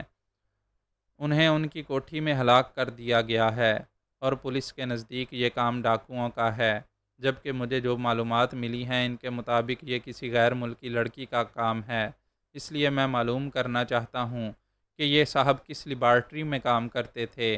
میں نے آپ سے پہلے سر سلطان کو فون کیا تھا، لیکن وہ آپ کی طرح آفس ٹائم سے پہلے آفس آنے کے عادی نہیں ہیں۔ عمران نے کہا تو دوسری طرف سے سر داور بے اختیار ہنس پڑے۔ ڈاکٹر آفتاب کی ہلاکت کے بارے میں تو مجھے علم نہیں ہے، البتہ یہ معلوم ہے کہ ڈاکٹر آفتاب جراثیم بم بنانے والی لیبارٹری میں کام کرتے ہیں، اور پچھلے دنوں یہ اطلاع بھی ملی تھی کہ وہ کسی خاص فارمولے پر کام کر رہے ہیں۔ اس لیبارٹری کو کوڈ میں اسٹار لیبارٹری کہا جاتا ہے، اور اس کے انچارج ڈاکٹر احسان ہیں۔ سر داور نے تفصیل بتاتے ہوئے کہا، کیا ڈاکٹر احسان آپ کے واقف ہیں؟ عمران نے پوچھا۔ ہاں کیوں؟ سر داور نے پوچھا۔ آپ انہیں میرے بارے میں بتا دیں اور ان کا فون نمبر بھی مجھے دے دیں تاکہ ان سے تفصیلی بات ہو سکے۔ عمران نے کہا، او نہیں، وہ انتہائی اصول پسند آدمی ہیں، اس لیے میرے کہنے پر وہ تمہیں کسی قسم کی سرکاری معلومات مہیا نہیں کریں گے۔ تم سر سلطان سے کہو یا اپنے چیف سے، پھر کام ہو سکے گا۔ سر داور نے کہا، اوکے ٹھیک ہے، شکریہ اور خدا حافظ۔ عمران نے کہا اور ریسیور رکھ دیا۔ وہ اب سر سلطان کی کال کا انتظار کرنا چاہتا تھا، اس لیے اس نے دوبارہ اخبار اٹھا کر اسے پڑھنا شروع کر دیا۔ تھوڑی دیر بعد فون کی گھنٹی بج اٹھی تو عمران نے ہاتھ بڑھا کر ریسیور اٹھا لیا۔ علی عمران MSc DSc آکسن بول رہا ہوں۔ عمران نے ریسیور اٹھاتے ہی کہا۔ سلطان بول رہا ہوں۔ کیا بات ہے؟ کیوں صبح صبح کال کیا تھا؟ سر سلطان نے انتہائی سنجیدہ لہجے میں کہا۔ تاکہ دن خوشگوار گزر سکے۔ کہا جاتا ہے کہ اگلے وقتوں میں لوگ سلطان عالی مقام کی زیارت صبح صبح کیا کرتے تھے تاکہ ان کا دن اچھا گزرے۔ آج کل زیارت نہ صحیح، آواز ہی صحیح، چلو نہ ہونے سے کچھ ہونا بہتر ہے۔ عمران کی زبان رواں ہو گئی۔ مطلب ہے کہ تمہیں کوئی کام نہیں ہے، لیکن مجھے بے حد ضروری کام کرنے ہیں۔ سر سلطان نے اسی طرح سنجیدہ لہجے میں جواب دیا۔ مثلاً کس قسم کے ضروری کام؟ ویسے آپ کے عہدے کے افسروں کے ضروری کام مجھے معلوم ہیں، جن کا مقصد صرف نشست ند، گفت ند اور برخاست ند کے علاوہ آج تک کچھ نہیں ہوتا۔ ملاقاتیں ہوتی ہیں، لطیفے سنائے جاتے ہیں، گپیں ہانکی جاتی ہیں اور کہا جاتا ہے کہ انتہائی اہم سرکاری معاملات پر گفتگو ہو رہی ہے۔ عمران نے ایک بار پھر رکے بغیر بولنا شروع کر دیا، لیکن پھر اس نے فکرہ مکمل ہی نہ کیا تھا کہ رابطہ ختم ہو گیا۔ سر سلطان نے واقعی دوسری طرف سے ریسیور رکھ دیا تھا۔ ارے ارے، ابھی تو میں نے مزید خصوصیات کی تفصیل بھی بتانی تھی، ابھی سے بھاگ گئے۔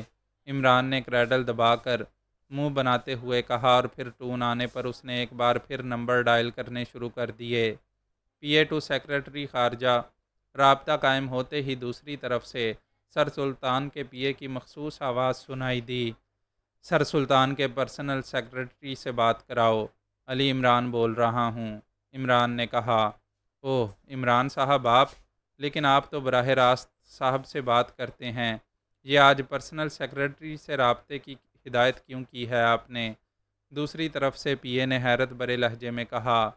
صاحب صرف صاحب لوگوں سے بات کرتے ہیں، مجھ جیسوں سے بات نہیں کیا کرتے، اس لیے میں نے سوچا کہ چلو پرسنل سیکرٹری سے بات کر کے دیکھوں، اگر وہ خاتون ہوئیں تو شاید مستقبل کا سکوپ بن جائے۔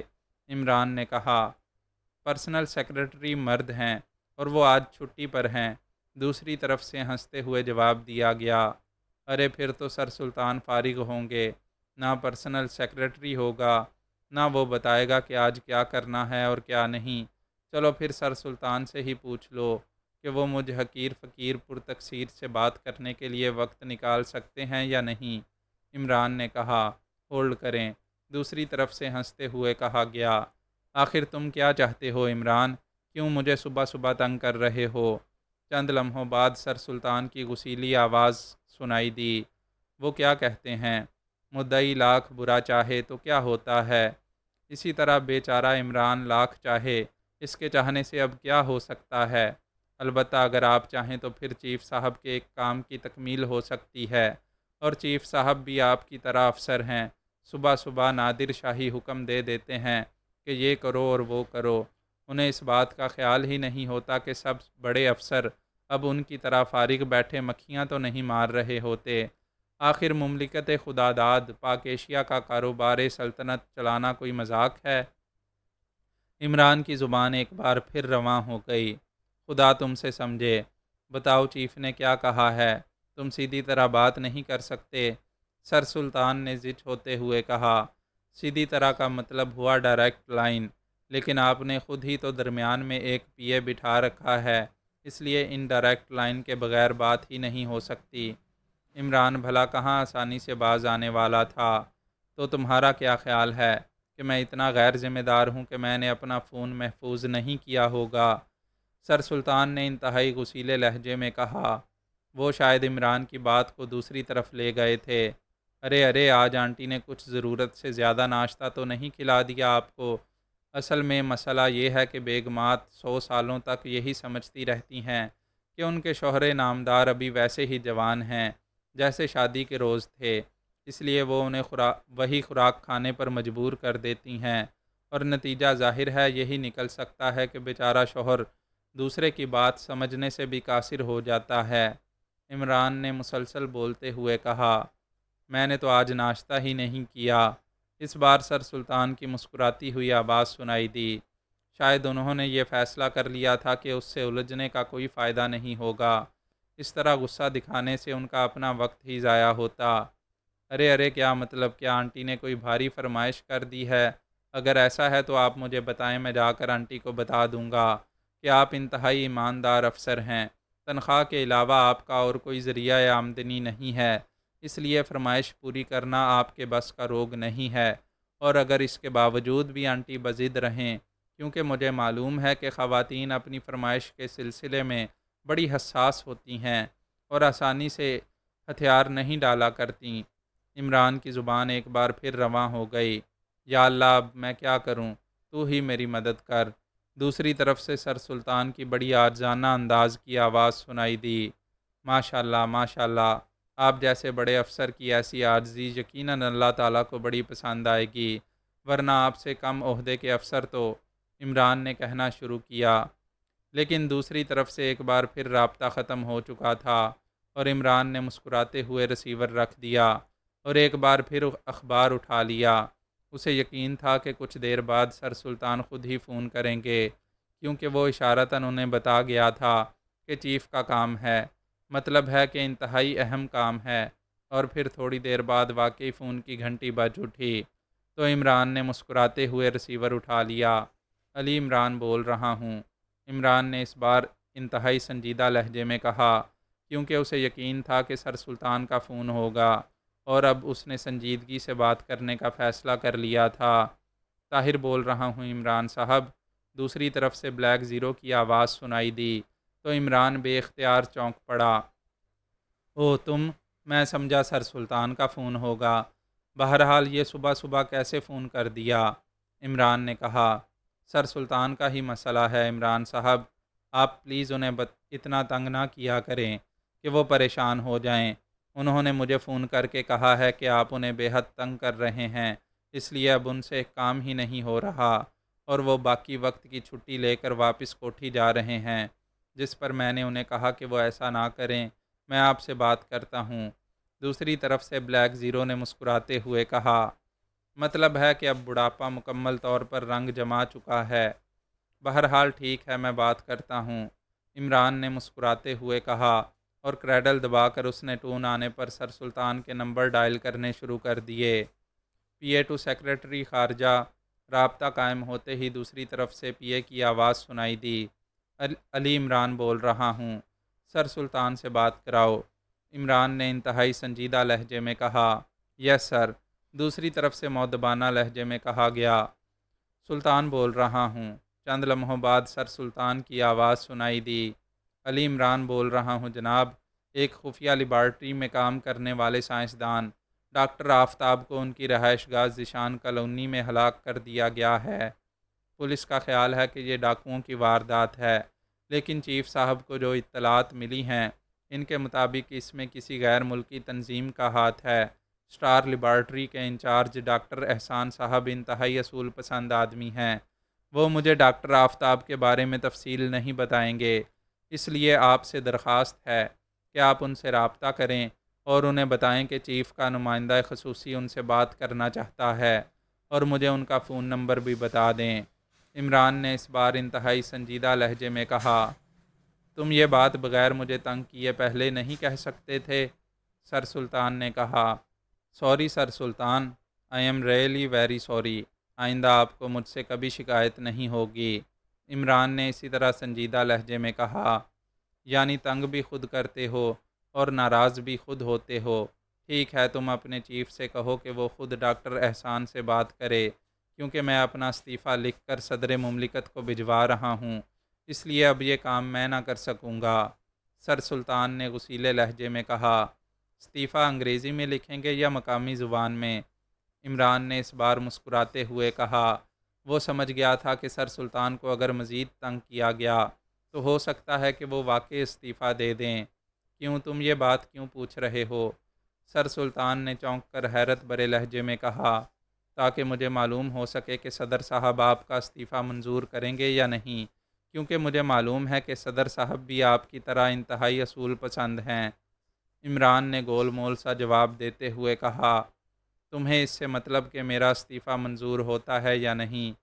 سر سلطان نے اس بار مسکراتے ہوئے کہا، میری آنٹی سے شرط لگی ہوئی ہے، وہ چاہتی ہیں کہ آپ استعفیٰ دے کر ان کے ساتھ سارا دن گھر میں گزاریں، جب کہ آپ کو آفس ورک، میٹنگز اور سرکاری دوروں سے فرصت ہی نہیں ملتی۔ میں نے انہیں کہا کہ میں آپ کو استعفیٰ دینے پر مجبور کر دوں گا، لیکن وہ میری بات نہ مان رہی تھیں۔ پھر اس پر شرط لگ گئی اور انہوں نے مجھ سے وعدہ کیا کہ اگر میں آپ کو استعفیٰ دینے پر مجبور کر دوں تو وہ مجھے اپنے ہاتھ کے پکے ہوئے آلو بینگن کھلائیں گی۔ عمران نے کہا تو دوسری طرف سے سر سلطان بے اختیار کھلکھلا کر ہنس پڑے۔ تم واقعی شیطان ہو، اصل شیطان۔ تو تمہیں یہ بھی معلوم ہے کہ تمہاری آنٹی آلو بینگن سے چڑھتی ہے، تم واقعی شیطان ہو، سر سلطان نے بے اختیار ہنستے ہوئے کہا۔ سوچ لیں، اگر میں نے آنٹی کو بتا دیا کہ سر سلطان آپ کو شیطان کی خالہ کہہ رہے تھے تو پھر مجھے گلہ نہ کیجیے گا، کیونکہ آنٹی خالہ کو ہی کہا جاتا ہے، عمران نے کہا تو سر سلطان ایک بار پھر بے اختیار ہنس پڑے۔ تم سے تو بات کرنا مصیبت کو دعوت دینے کے مترادف ہے۔ بہرحال میں ابھی ڈاکٹر احسان کے بارے میں معلوم کر کے تمہیں فون کرتا ہوں، دوسری طرف سے سر سلطان نے ہنستے ہوئے کہا، اور اس کے ساتھ ہی انہوں نے ریسیور رکھ دیا۔ تو عمران نے مسکراتے ہوئے ریسیور رکھ دیا۔ اسی لمحے فون کی گھنٹی بج اٹھی تو اس نے ہاتھ بڑھا کر ریسیور اٹھا لیا۔ علی عمران MSc DSc آکسن بول رہا ہوں۔ طاہر بول رہا ہوں عمران صاحب، ناٹران کی کال آئی ہے، اس نے بتایا ہے کہ اس سریندر سے اس نے اس کارڈ کے بارے میں معلومات حاصل کر لی ہیں۔ یہ کارڈ سویڈن میں کام کرنے والی ایک مجرم تنظیم بگ ماسٹرز کا ہے، اور اس پر نیچے جو کراس بنا ہوا ہے، اس کا مطلب ہے کہ اس کارڈ کے بدلے بگ ماسٹرز $10 لاکھ دینے کی گارنٹی دیتا ہے۔ اس سریندر کا تعلق بگ ماسٹرز کے کسی زیرو سیکشن سے ہے جس کا چیف راجر ہے۔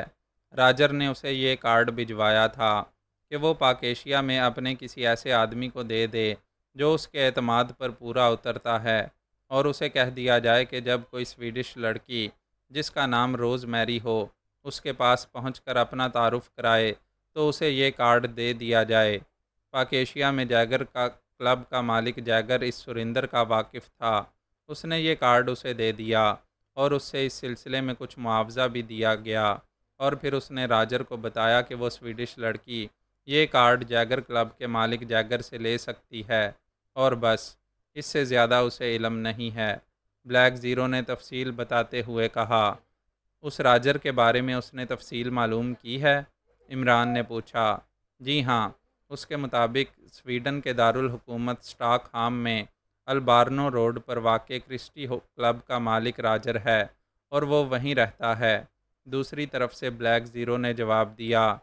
اس سریندر کا کیا ہوا؟ کیا وہ زندہ ہے یا نہیں؟ عمران نے پوچھا۔ اسے پوچھ گچھ کے بعد گولی مار دی گئی تھی، بلیک زیرو نے جواب دیتے ہوئے کہا۔ اوکے، ٹھیک ہے، اب بات واضح ہو گئی ہے، عمران نے ایک طویل سانس لیتے ہوئے کہا۔ کون سی بات؟ بلیک زیرو نے چونک کر پوچھا۔ انسپیکٹر ریاض صبح صبح میرے فلیٹ پر آیا تھا، وہی انسپیکٹر ریاض جس نے روز میری کے بیگ سے یہ کارڈ اڑایا تھا۔ اس نے معلوم کر لیا تھا کہ روز میری ٹیکسی میں بیٹھ کر ذیشان کالونی میں واقع ایک کوٹھی پر گئی جہاں ایک خفیہ لیبارٹری میں کام کرنے والا سائنسدان ڈاکٹر آفتاب رہائش پذیر تھا، اور پھر روز میری اس کالونی سے واپس ایئرپورٹ پہنچی اور سویڈن چلی گئی، جبکہ اس ڈاکٹر آفتاب کی لاش اس کی کوٹھی سے ملی ہے۔ اس وقت ڈاکٹر آفتاب کوٹھی میں اکیلا تھا، اسے گولیاں مار کر ہلاک کیا گیا ہے۔ پولیس اسے ڈکیتی کا کیس سمجھ رہی ہے، جبکہ انسپیکٹر ریاض کا خیال ہے کہ ڈاکٹر آفتاب کو روز میری نے ہلاک کیا ہے۔ وہ اس کی تحریری رپورٹ ڈیڈی کو پیش کرنا چاہتا تھا، لیکن میں نے اسے منع کر دیا اور کارڈ اس سے لے لیا ہے، کیونکہ انسپیکٹر ریاض کی بات سن کر میں سمجھ گیا تھا کہ واقعی اس روز میری نے ہی ڈاکٹر آفتاب کو ہلاک کیا ہوگا، اور میں خود اس معاملے کی مزید تحقیقات کرنا چاہتا تھا، کیونکہ ڈاکٹر آفتاب کسی خفیہ لیبارٹری سے متعلق تھا۔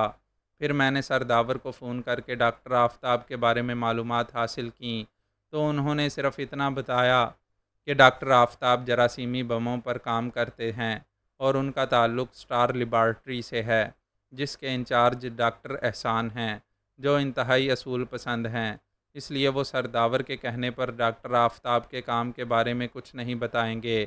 جس کے بعد میں نے سر سلطان کو فون کیا، لیکن میری زبان کی کھجلی نے کام دکھایا اور سر سلطان کو مجبوراً تم سے بات کرنا پڑی۔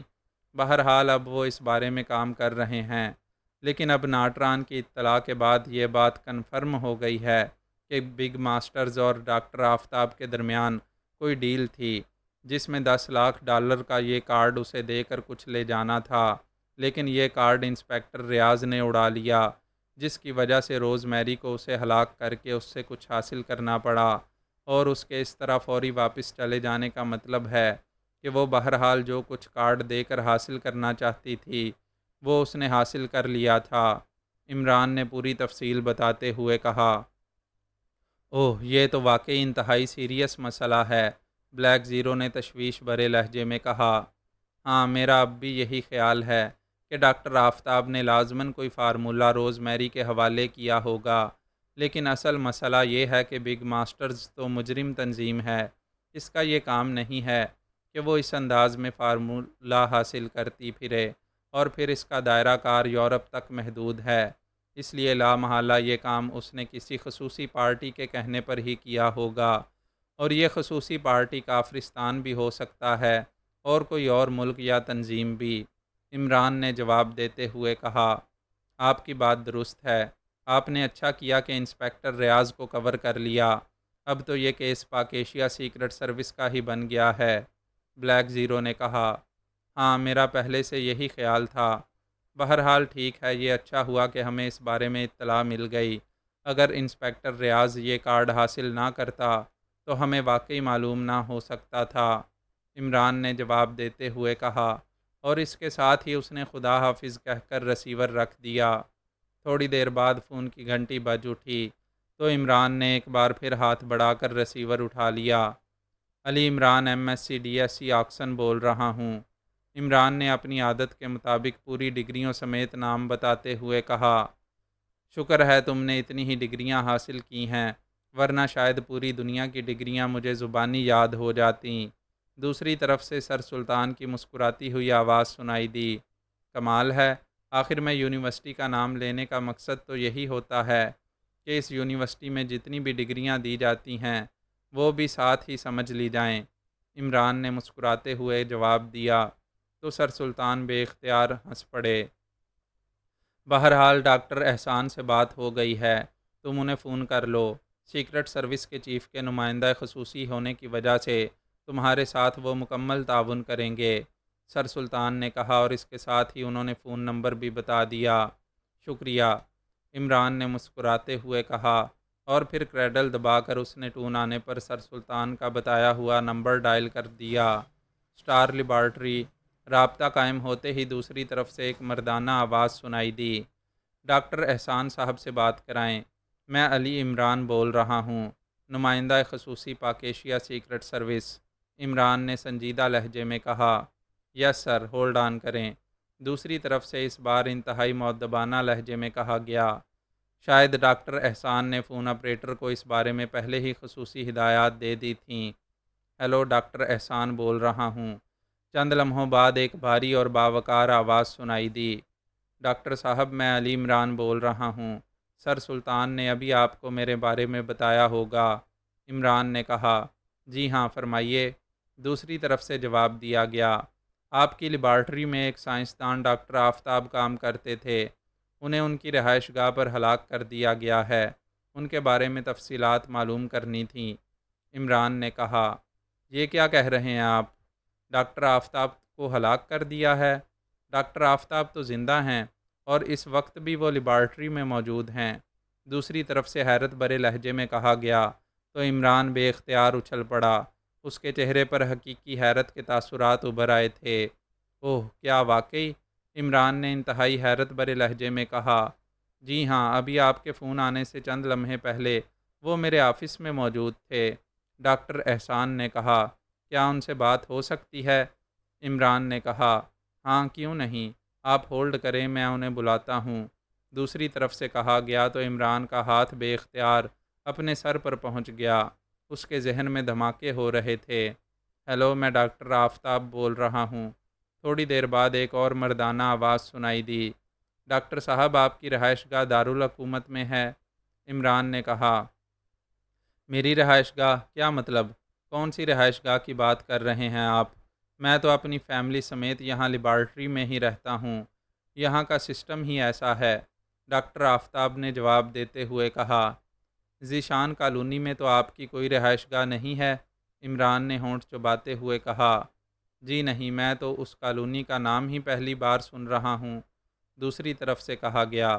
اوکے، آپ فون ڈاکٹر احسان صاحب کو دیں، عمران نے کہا۔ ہیلو، ڈاکٹر احسان بول رہا ہوں۔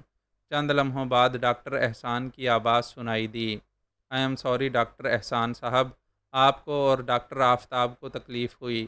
دراصل ذیشان کالونی میں ایک صاحب جن کا نام ڈاکٹر آفتاب تھا کو ہلاک کر دیا گیا ہے۔ میں نے جب سرداور سے اس بارے میں بات کی تو انہوں نے آپ کی لیبارٹری کے بارے میں بتایا۔ بہرحال وہ کوئی اور ڈاکٹر آفتاب ہوں گے، عمران نے کہا۔ ویسے میرے خیال میں وہ سائنسدان نہیں ہو سکتے، کیونکہ پاک ایشیا میں جتنے بھی سائنسدان کام کر رہے ہیں میں ان کے بارے میں جانتا ہوں، اور ڈاکٹر آفتاب صرف ایک ہی ہیں، ڈاکٹر احسان نے کہا۔ اوکے، شکریہ، خدا حافظ، عمران نے کہا، اور رسیور رکھ کر اس نے دونوں ہاتھوں سے اپنا سر پکڑ لیا۔ چند لمحے وہ اسی انداز میں بیٹھا رہا، پھر اس نے رسیور اٹھایا اور تیزی سے نمبر ڈائل کرنے شروع کر دیے۔ X2۔ رابطہ قائم ہوتے ہی دوسری طرف سے بلیک زیرو کی مخصوص آواز سنائی دی۔ علی عمران بول رہا ہوں طاہر، آج تمہارے نمائندہ خصوصی کے ساتھ ہاتھ ہو گیا ہے، عمران نے کہا۔ ہاتھ ہو گیا ہے؟ کیا مطلب؟ اس بار بلیک زیرو نے اپنی اصل آواز میں حیرت بھرے لہجے میں کہا۔ تو عمران نے اسے تفصیل بتا دی۔ اوہ، اس کا مطلب ہے کہ انسپکٹر ریاض نے غلط بیانی کی ہے، بلیک زیرو نے کہا۔ نہیں، یہ کوئی اور صاحب ہوں گے، سائنسدان نہیں ہوں گے۔ تم ایسا کرو کہ صفدر کی ڈیوٹی لگا دو کہ وہ ذیشان کالونی جا کر ڈاکٹر آفتاب کے بارے میں تفصیلی معلومات حاصل کرے، اس کے بعد ہی مزید آگے بڑھا جا سکتا ہے، عمران نے کہا۔ ٹھیک ہے، دوسری طرف سے جواب دیا گیا، اور عمران نے ایک طویل سانس لیتے ہوئے رسیور رکھ دیا۔